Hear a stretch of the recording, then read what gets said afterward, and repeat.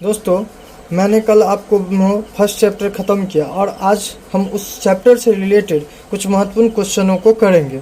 जैसा कि हमने पहले ही लिख दिया है MCQ क्वेश्चन, यानी मोस्ट इम्पोर्टेंट क्वेश्चन। तो देखते हैं मेरा फर्स्ट क्वेश्चन है, भारतीय उपमहाद्वीप के संदर्भ में निम्नलिखित कथनों पर विचार कीजिए। दोस्तों, मेरा पहला ऑप्शन है गंगा व इसकी सहायक नदियों के किनारे नगरों का विकास लगभग 5000 वर्ष पूर्व हुआ। दूसरा ऑप्शन है दोस्तों, आरंभिक नगरों का विकास सिंधु व इसकी सहायक नदियों के किनारे पर हुआ। तीसरा ऑप्शन है दोस्तों, सिंधु तथा इसकी सहायक नदियों के किनारे शहरों का विकास लगभग 4700 वर्ष पहले हुआ। तो दोस्तों, अब हमने आपको जो इस अध्याय में पढ़ाया है उसके मुताबिक इस क्वेश्चन को हम लोग बनाएंगे। तो दोस्तों, हम जैसे कि जानते हैं कि गंगा और इस सहायक नदियों के किनारे शहरों का विकास लगभग 2500 ईसा पूर्व में हुआ था, न कि 5000 ईसा पूर्व में, 5000 वर्ष पहले। और दोस्तों, हमें पता है कि आरंभिक नगरों का विकास सबसे पहले सिंधु तथा उसकी सहायक नदियों के किनारे पर हुआ था। तो ये मेरा सेकेंड ऑप्शन सही है। और दोस्तों, ये भी पता है कि 4700 वर्ष पहले नगरों का विकास सिंधु और उसकी सहायक नदियों के किनारे शुरू हुआ था।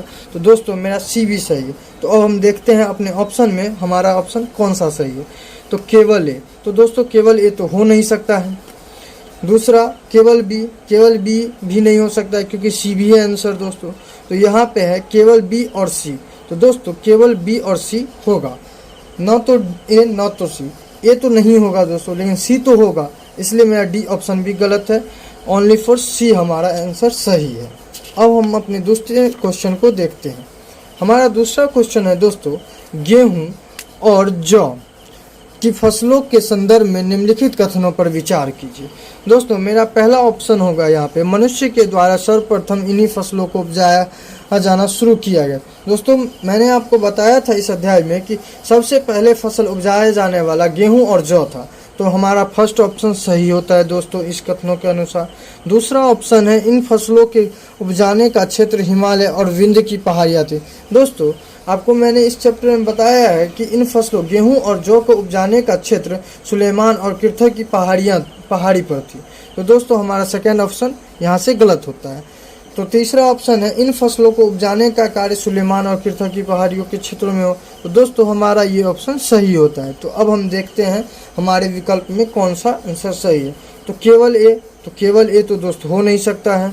केवल बी तो गलत है, यानी ये तो हमेशा के लिए नहीं होगा। केवल सी तो न तो ए और न तो डी, यानी कि जो हमारा ऑप्शन है डी, ये भी नहीं होगा और ना ही ए होगा। और हमारे ऑप्शन डी में है ए और सी, यानी कि हमारा ए भी सही है दोस्तों और सी भी सही है। तो दोनों मेरा सही है, तो इसीलिए ऑप्शन डी हमारा सही होगा।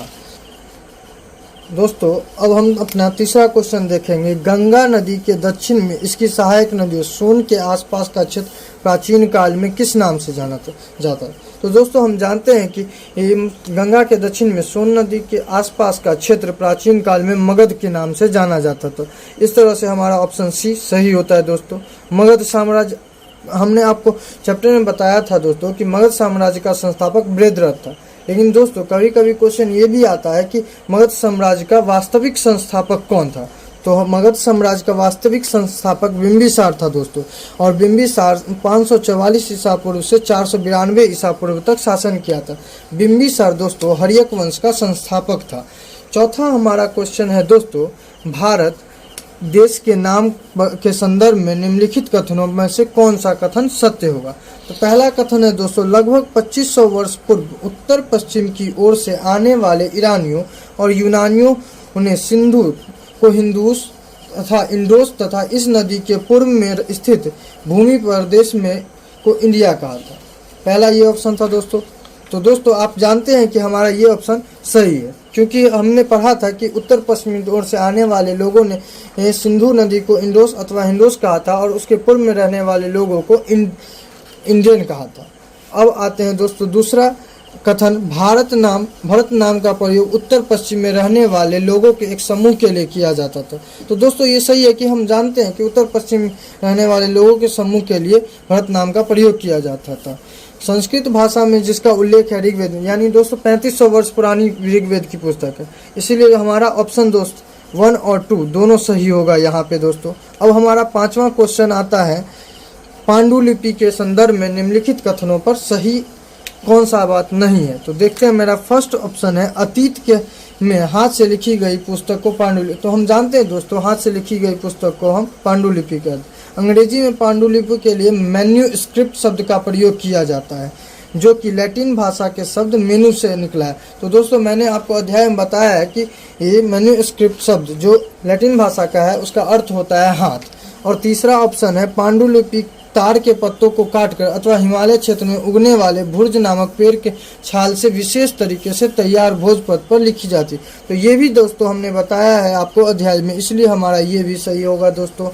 पांडुलिपि केवल मंदिरों और विहारों में प्राप्त होते हैं, जो केवल संस्कृत भाषा में।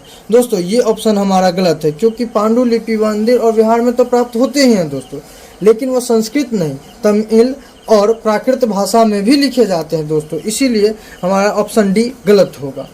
अब आते हैं दोस्तों, हमारा छठा क्वेश्चन है, अशोक के गांधार से प्राप्त अभिलेख निम्नलिखित में से किन लिपियों में लिखी गई है। तो दोस्तों अशोक के गांधार से प्राप्त अभिलेख अरमाइका और यूनानी भाषा में लिखे गए हैं दोस्तों। अब हमारा 7वां क्वेश्चन है कि कथन, 2 कथन दिए गए हैं दोस्तों, कौन कौन से। तो ईसा मसीह के जन्म से पूर्व के सभी तिथियों को ईसा पूर्व में जानी जाती है। कथन एफ हमारा दोस्त है, वर्ष की गणना ईसाई धर्म के प्रवर्तक ईसा मसीह के जन्म तिथि से की जाती है। तो दोस्तों अब हम देखते हैं ऑप्शन में हमारा कौन सा आंसर सही है। यानी ऑप्शन पहला है ए, एफ दोनों सही हैं। एफ ए की स्पष्टीकरण करता है। दोस्तों हम भी जानते हैं कि ईसा मसीह को जन्म के प्रवर्तक माना गया और उसके जन्म के बाद के तिथियों को ईस्वी और उसके जन्म से पहले को ईसा पूर्व कहा जाता है। तो यानी कि हमारा ऑप्शन ए सही है, क्योंकि एफ जो है ए की व्याख्या कर रहा है। ए बी में देखते हैं, ए और एफ दोनों सही है, परंतु एफ ए की स्पष्टीकरण नहीं कर रहा है। सही में दोस्तों नहीं कर रहा है, इसलिए हमारा गलत है। ए सही है परंतु एफ गलत है दोस्त। एफ भी गलत नहीं है, ए भी सही है, दोनों सही है। ए गलत है परंतु एफ सही है दोस्तों। यहाँ पे ए भी सही है और एफ भी सही है, इसलिए हमारा डी ऑप्शन भी गलत, ओनली फॉर ए हमारा सही होगा दोस्तों। अब हमारा लास्ट और सबसे महत्वपूर्ण क्वेश्चन है, अभिलेख के संदर्भ में निम्नलिखित कथनों पर विचार कीजिए।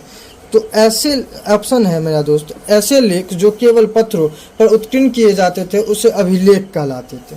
दूसरा ऑप्शन है दोस्तों, कभी कभी शासक अथवा अन्य लोग अपने आदेशों को इस तरह से उत्कीर्ण करवाते थे ताकि उन्हें लोग देख व पढ़ सके तथा उनका पालन कर सके।